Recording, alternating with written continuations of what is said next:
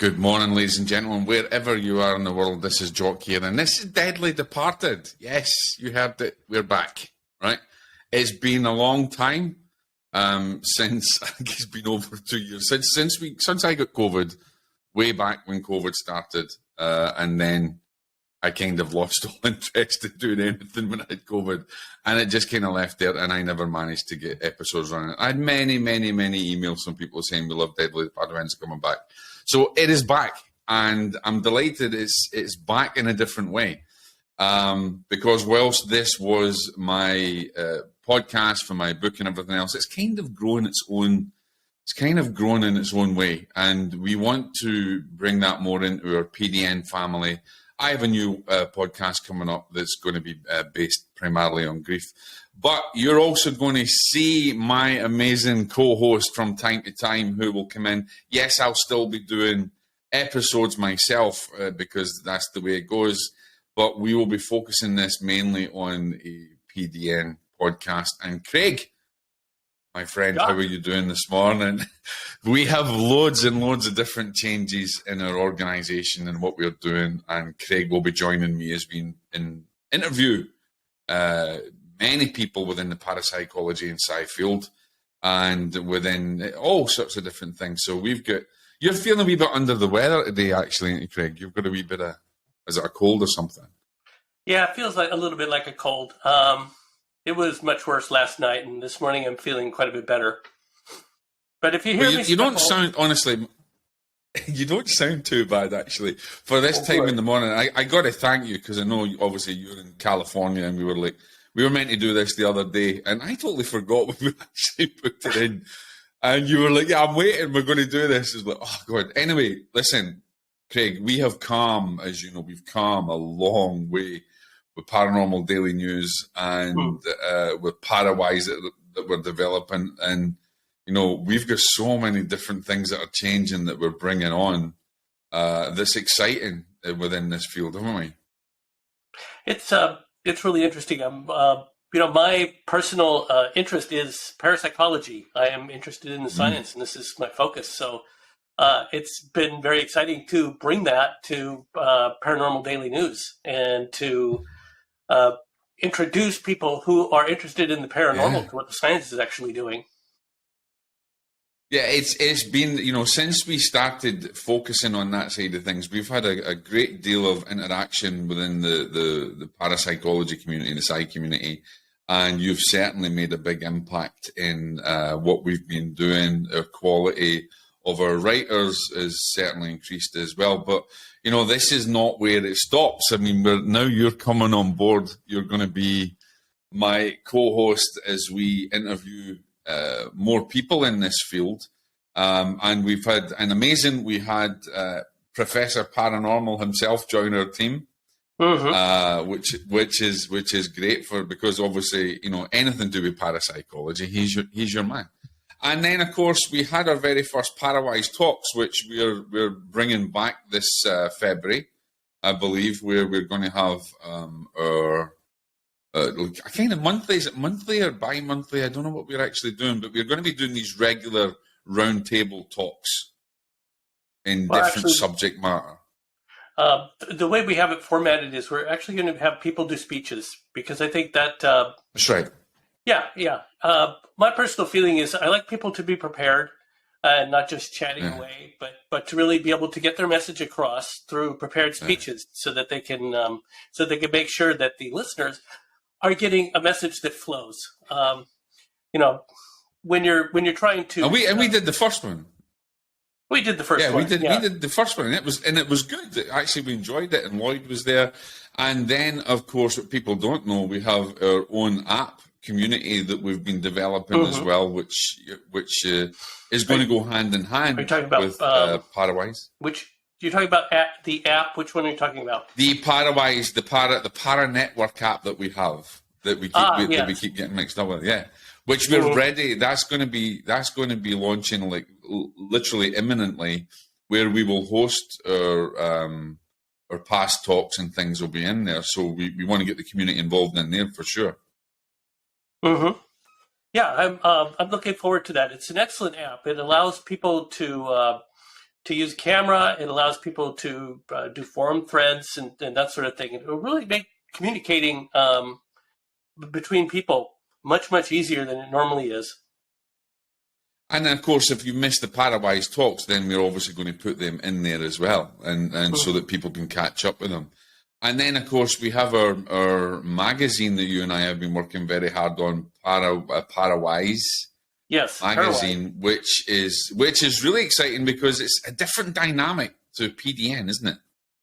It is, yeah. It's more science focused, but of course to lay people.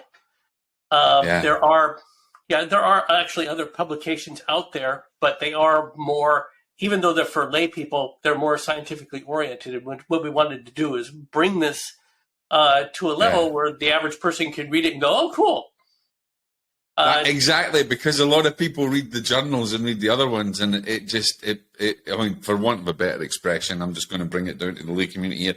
It bores tits off everybody, and if you're not like a geek like us that really like the science and getting into it, then you're not going to get a lot from it. So Craig and I came up with this idea that we would create a new magazine, which we're hopefully, we're going to put in print as well. We're negotiating that and into the digital format, but we really want it to make an impact in not only just the paranormal community, but those that are just even remotely interested in it, so that we can bring good information and education to people that will get it and will understand it and won't just think that every pareidolia or every piece of imagery is a ghost, or every sound that they hear on their TV screen is a poltergeist or something like that. We're going to kind of bring that to the lay community for you guys. So we're really excited about that,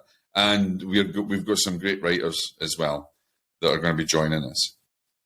Yeah, the idea of a publication like Parawise is that you have people that make one type of error, which is that they see things that aren't there. And then you have other people that don't see things that are there. And so what you need to do is strike a balance. They're actually, in statistics, they're called type 1 and type 2 errors. I mean, this is actually a thing. That seeing a thing that is not seeing a thing that is there is just as bad as seeing something that isn't there.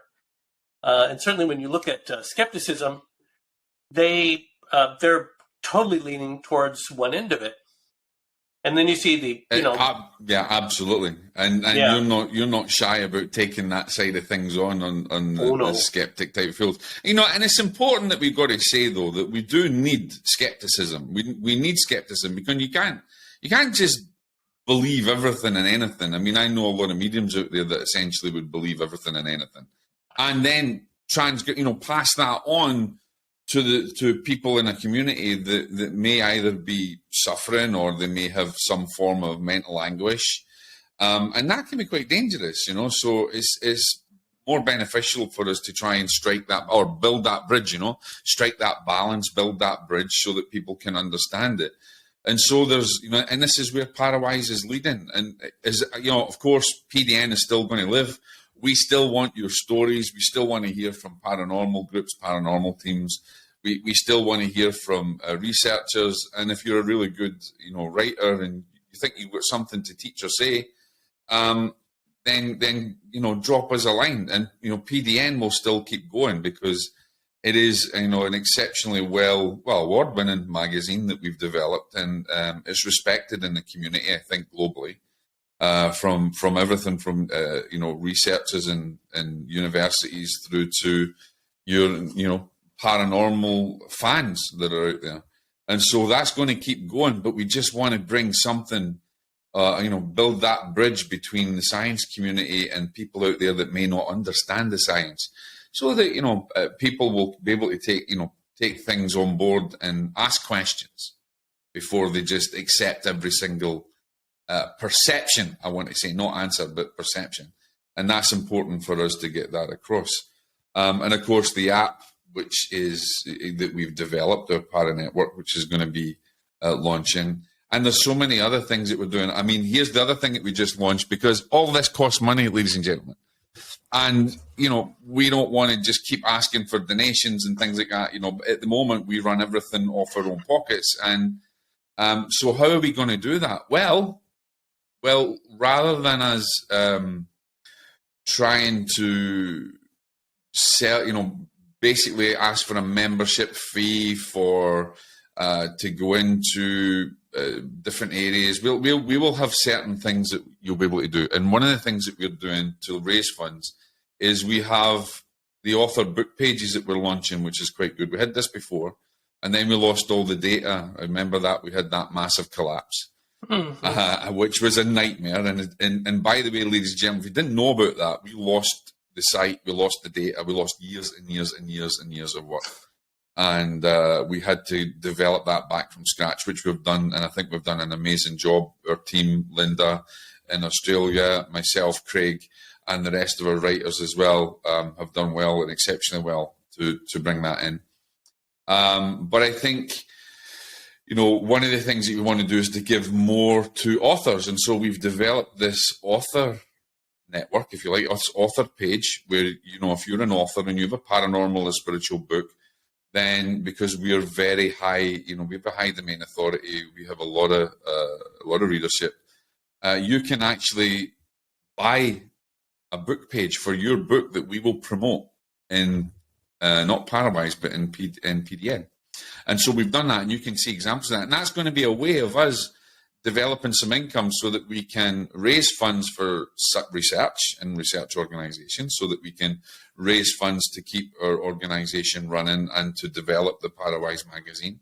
And so if you're an author and you have a book like that, then get in touch with us. You'll see Craig's example up there on the site, which you can check. And also check out Craig's book, because if you're interested in that skeptic side of things and what's been happening in Craig's book, Psy Wars is brilliant for that.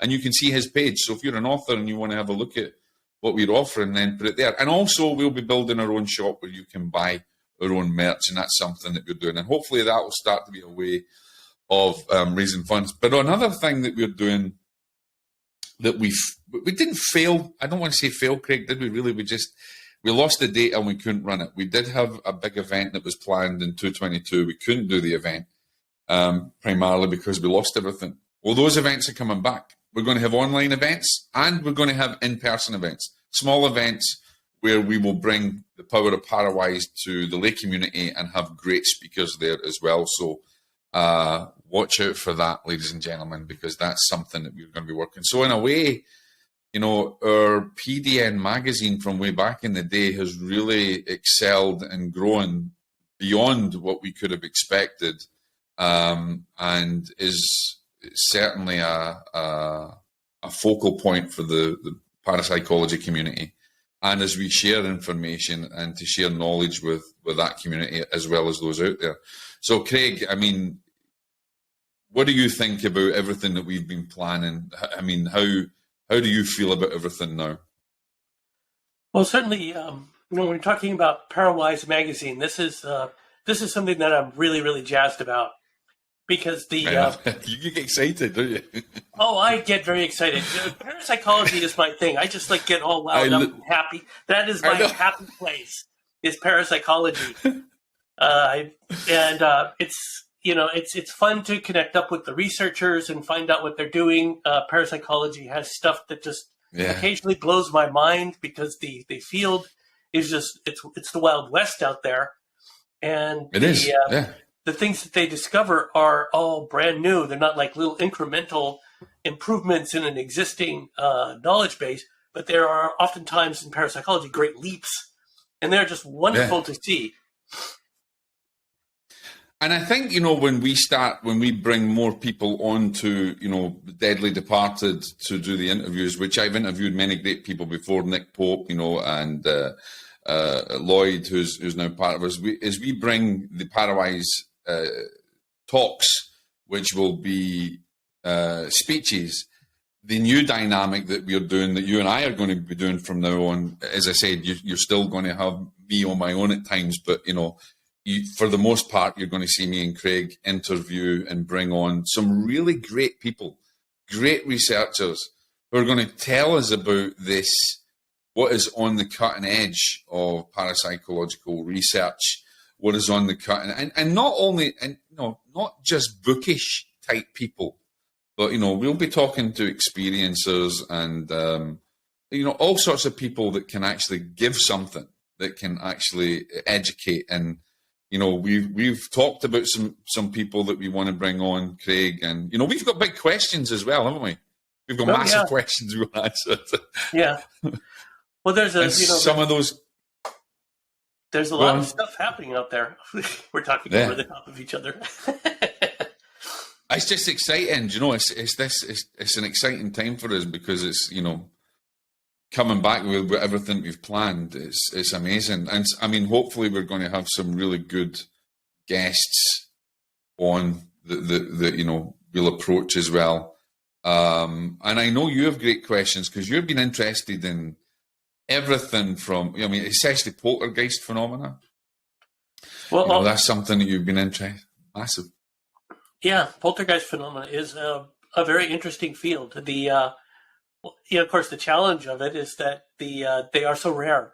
Poltergeist incidences are more. Let me just say how one researcher put it. Trying to find a poltergeist incident is like going to the airport and waiting for a plane to crash. It's so apt, actually. Yeah, it's just that they're incredibly rare, and when they do occur, there's a side of physics involved in it that nobody knows anything about, and so you have to find these incredibly rare instances, and then before they've been polluted, and then try and discover something from what's going on. So I think they're fascinating.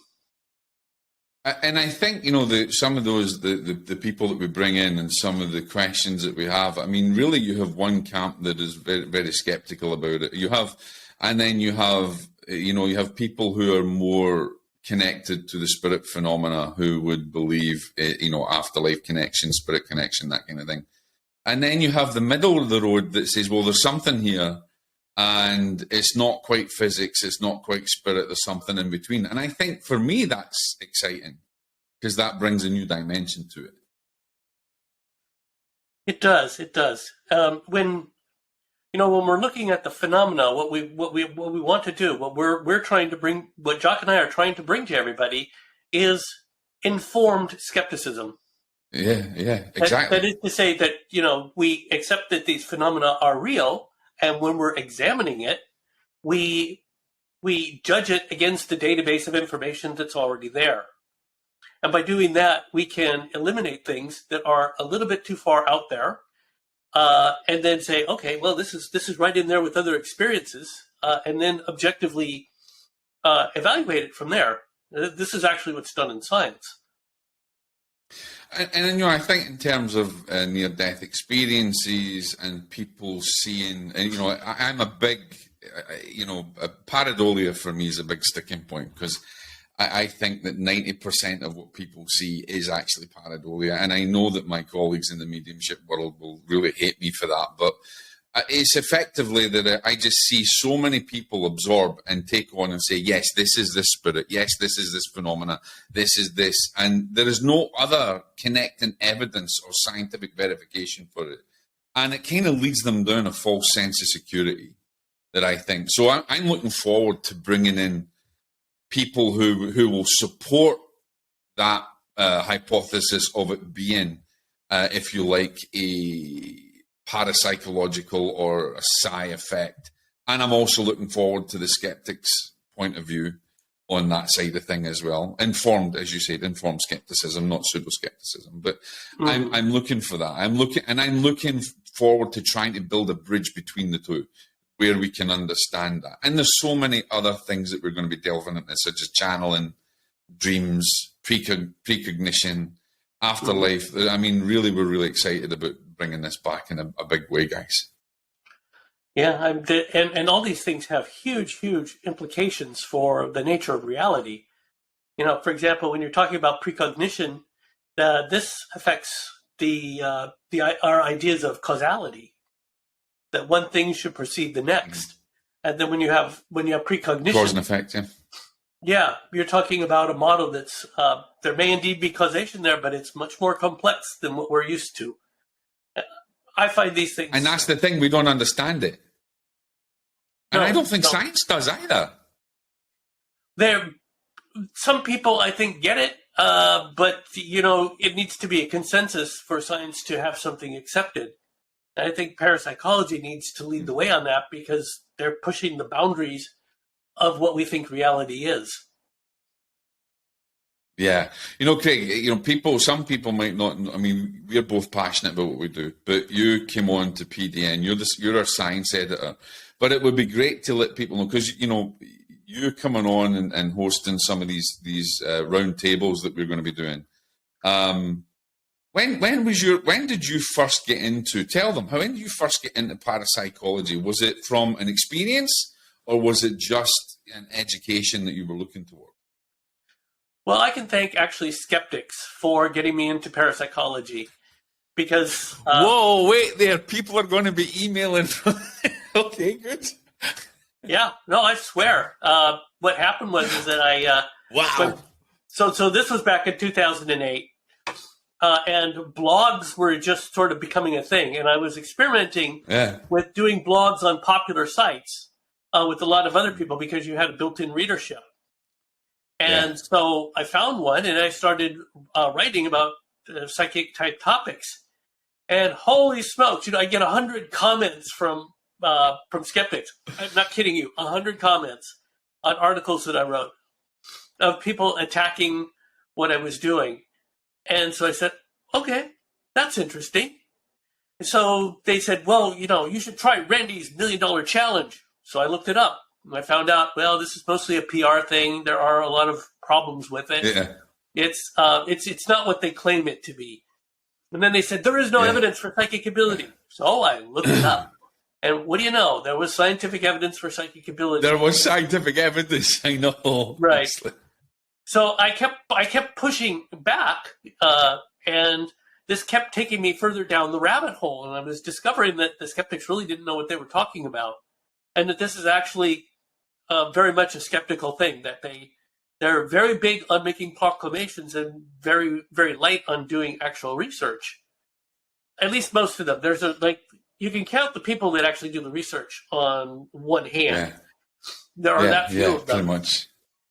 When it comes to skeptics. I think there's a lot of them. There's a lot of them don't actually do the research, but they claim that they know the research.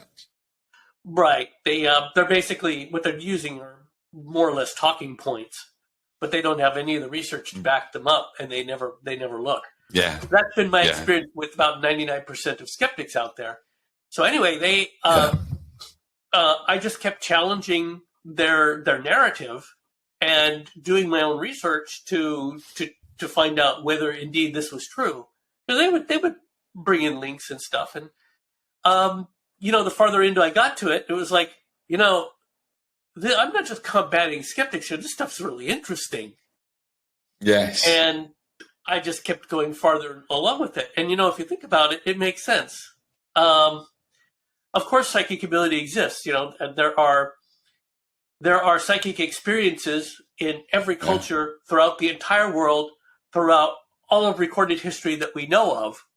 That this thousands of years. Yeah. Right. So we are talking billions of people having experiences over millennia. So this is something that, from a scientific viewpoint, you would expect to find. Yeah. And this is how you have to approach it. Watching the skeptics go off on their path, I realized, there's a personality issue here. This isn't just a scientific discussion. These guys, they're off on their own planet. Yes, and they tend to, and there's no quarter given on the battlefield or anything. It's just it's very negative towards some things. But the reality is there is exciting research, and for those that say there is no research or scientific research, there is. Dean Radin has done absolutely a plethora of researches. You've got different organisations, and the Parapsychology Association, Parapsychology Foundation, loads of and we'll be talking to these people. we'll be bringing these people on and chatting to them about their research and finding out what's at the fringe, what's the new research that's coming out. And I'm always something for me, Craig, is that sometimes I find that we regurgitate the same stuff, especially in mediumship and things as well. We regurgitate the same stuff all the time. And some of the research is being regurgitated and argued about the same, it's constant the same way. But with all the experiences that are out there, with all the people who have had these, billions of people having these experiences, do you think we're missing much of, it's like seeing the wood for the trees. We're missing so many answers to questions that we have because we're egotistically not, we're driven for answers in a different way? Well, yes, and the issue that everybody runs into is, what do we think reality actually is? Because that's a big one.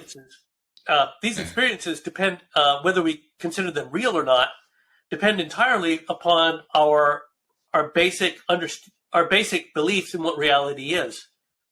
What the research in parapsychology has tended to show us is that belief has a role in what we experience.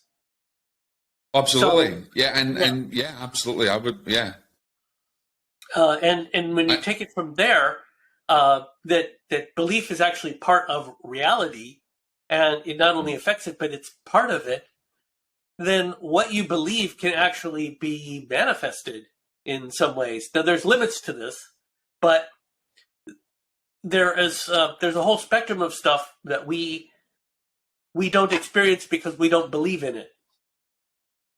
Yeah, and I think, in the same token, though, I think, Craig, and this will be exciting as we delve into these subject matters as well, there are many people who don't believe and have a very skeptical viewpoint of life or experiences, but yet then at one point in their life, there is an experience that completely reverses their fundamental belief system. And I think that is something that we need to delve into even more, because even in all the research in parapsychology and how we say that, there has to be an element of belief there in order to validate a particular phenomena or something there. But that's the thing, what about the people then that are totally skeptical, that are totally against it? They have an experience and then it rocks their world. Well, it depends upon, different people have different reactions to information that rocks their world. And it really depends upon the personality of the person. Somebody who has a really flexible mind will look at it and go, oh, okay, that was different. And then they'll try to incorporate this experience, or they'll try to understand it better. Mm. And then on the other side, you have people that are just like, oh, well, this couldn't have happened, and then they'll start shutting out the experience until, as far as they're concerned, it never happened. That's the skeptical side. And then you have the other extreme where people will take this one experience and weave it into something more than it actually is. Absolutely. Pareidolia, for instance. Yes. But I think also we're in the age of influence, and I think that both skeptics and believers alike can be influenced by the perceptions and attachment of others. And I think that we fall in, even in parapsychology, we fall into that trap of the age of influence. And that's a very difficult thing to combat. Well, you don't combat it, you try to understand it. I mean, this is from my point of view. This is actually an area where I have some experience myself. I was an exchange student in Germany twice, and I was an exchange student in Mexico for 6 weeks. And I also grew up bouncing around several households. And what happened from that is that my ideas, values, attitudes, beliefs, all this had to be far more flexible than an average person. So right. I had to look inside and understand what my beliefs were, because I was constantly being challenged by this wide array of people who I was living with. And that is something that a lot of people miss, is that your upbringing, your social economic background, all of this stuff dictates what you're going to believe and what you aren't. And now that's interesting. That's because my mother had one belief system, my father had another belief system, and yet, yes, I was influenced as a young man for their perceptions and their attachments to things. But I found, and I think this is important, I found my own path because I questioned. And I didn't necessarily, and then my experiences pulled me away from that influence. And those experiences made me want to research deeper and deeper and deeper. And then I found that then they had no influence over me. And actually, it became more of a burden and more of a something that caused distance from that influence and the relationship. And I think that's an important aspect of it. And I'm sure you found that as well at some point, because you find your own foot, you find your own path, because you begin to ask questions. And I think that's the important thing we need to do. Ask questions and then go try and seek the answers. Yeah. Well, for my experience was different from most people in that I never had one set of people bringing me up ever. That was not my experience, and I was bouncing around between parents, step parents, from both sides, also from these exchange student experiences and stuff. So I didn't have a belief system to latch onto. There was no place. Did you have psychic experiences when you were young at all? Yeah. That part of the reason that I'm able to evaluate this the way I do is because my initial premise when I started investigating parapsychology was, I believe this stuff to be true, that there is psychic ability out there. Whether the scientific community has proven it or not, that's another question. But I started from the premise that this stuff is probably true, and so that affected how I did research, and that I simply didn't take a skeptic's word for it when they had something, when they had their arguments, that I just challenged them, because from it's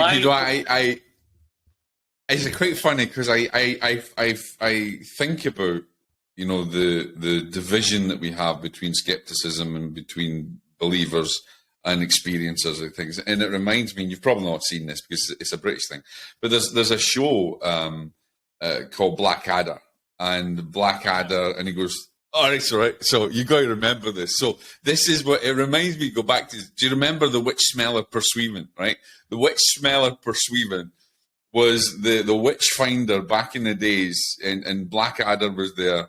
And they're in court, and it's whatever he says is that, and did you drink the milk or did the horse neigh? And yeah, you're a witch. Did you? And if we dip you in this water and you drown, you're a witch. And if you don't drown, you're not a witch. And it's crazy, right? And that's the kind of thing that I think that we're often up against, is we have our own witch smeller pursuivants out there that are just. And the influence, and the fact is that in that, and if you haven't watched it, ladies and gentlemen, go watch Blackadder, and it's hilarious with Rowan Atkinson. And when you get to that point, it is actually very indicative about what we face every day as researchers, believers, experiencers, and skeptics alike. There's that finger pointing, and nobody will change it at all. And what makes this so challenging is that your belief system, whatever belief system you have, is going to affect how you perceive that reality. And yours is just, you might think you have the correct version of reality, but in actuality, what science is showing us is that you have one of them. Yeah. I think also at the same point with science, though, Craig, is as much as we love science, science doesn't have all the answers, and that's what we also need to educate people. And they don't have all the answers, and while they're saying they have to say that this is a hypothesis. This is how we think it could play, and there's enough evidence that shows how this chain of causation actually happens within this scientific field. But also, there's an element where, if it's paranormal, or let's say not paranormal, let's say it's just ethereal or it's out there. There's a greater essence bigger than us that's far beyond the understanding of science. And what's to say that that's not the reality and science is just the illusion? So there's also that part of it where there's a greater energy, a greater intelligence beyond us that it does operate and operates under what we know is principle and law, and that science can't have the answers, and science can't, and they're not going to get that. No, they're not. And the reason is because science is about what we can measure. And so you always have to remember that about science. I mean, you're exactly right about this. You can have these higher beings, and just because we cannot measure them doesn't mean that they don't exist. Exactly. And it doesn't mean the experience is not real. And that's where we have to bring in this blend in Parawise of we also accept the experiences, because maybe there's a bridge that we'll find between the science and spirit. Yeah. Well, the thing that science can bring to spirituality and psychic experiences is by doing experiments over and over again and changing them up and experimenting with how things work, we can get a general idea on what the consensus reality is that we're dealing with. And we can tease out information from scientific studies that you would never, ever, ever get any other way. So, for example, how psychic are people normally? What can we expect from people who are psychic? What's their hit rate? Things like that. And but at the same time too, there are people out there who are psychic that are exceptionally good, but then you put them into a situation where they're being measured and it doesn't work. And so we've got to try to get to the bottom of that as well, because there can be a greater aspect to things, maybe, under certain laws or certain conditions, that science is not going to be able to measure it. And science has to be open to inquiry. Science has to be open to change, I think. That's what I want to say. Science has to be open to change. And at the moment, I don't see that we are really open to change. We're open to hypothesis and we're open, but if we can't fit that square shape in that square hole, then there's no other theory that we have. And therefore it's null and void. And I think we've got to break that chain. Well, certainly with, when we're talking about science, you do end up with a lot of stubborn people in politics in science. I mean, that's just part of what science is stubborn people in politics. So there's always that has to be dealt with. Somebody will have their favorite theory and they're the department head. And so everybody has to go along with their theory. Or you've got this consensus that says, you know what, this guy is great. And everybody else who disagrees with him is wrong. And then the entire mainstream science will go along that path, whether it's correct or not. Like I said, politics is and stubbornness is part of science, including ego. And you have to take all that into account. Now, you brought it up. And that's a cause for our education system as well, because we don't have, parapsychology should have a lot more clout within our education system, I think. But we don't.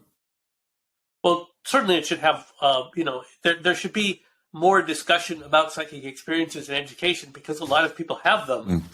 And, having a way for people to integrate their personal experiences into science is a great way to promote science.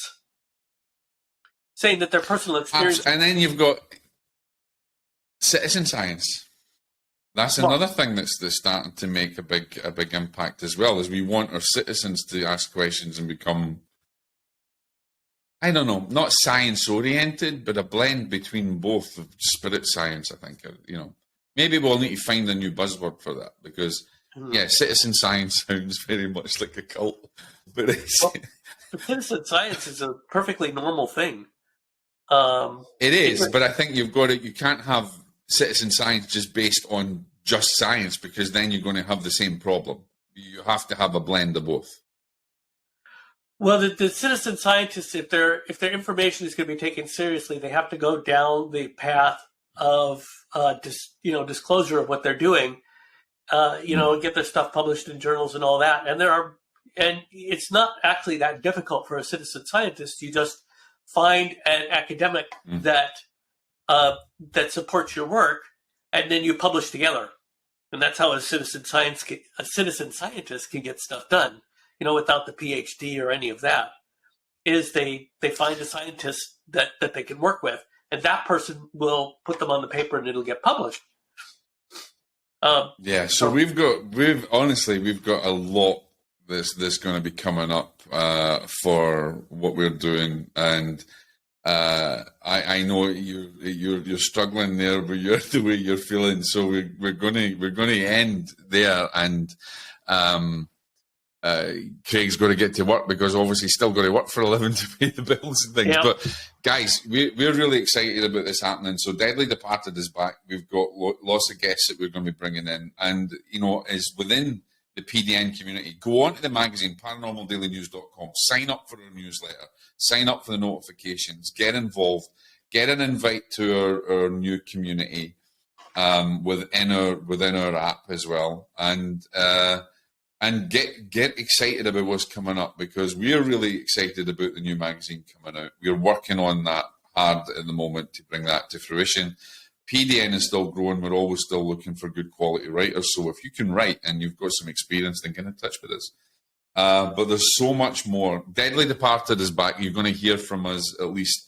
We're going to have a round table once a month or every 2 weeks. We haven't decided on the frequency, but that's what we're going to do because we're all busy as well.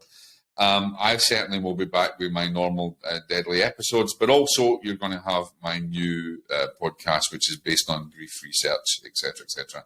So, Craig, any final words about what we're doing that you want to tell the folks out there from your side of things and from our exciting new landscape? Parapsychology is super cool. We could get that a t-shirt. Now, we did say we're going to get merch, so we are going to start putting t-shirts together, but maybe classy things. But I like that. We put that in.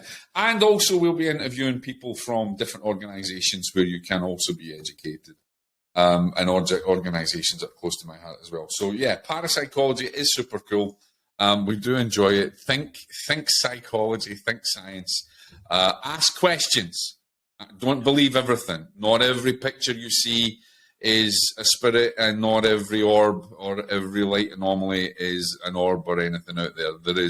You must have, as I've always said, there has to be a chain of evidence. There has to be a story. Evidence is about storytelling, and if you have a story there, then you have the possibility of real phenomena. If there is no story and it hits a dead end, then that's something to look at. Craig, thank you for being with me, my friend. I'm looking forward to us having many people on and us, chatting away on Deadly Departed. Make sure you go to Paranormal Daily News, and this is me signing off. This is Jock and Craig. Final thoughts. Goodbye. Alrighty. Bye-bye.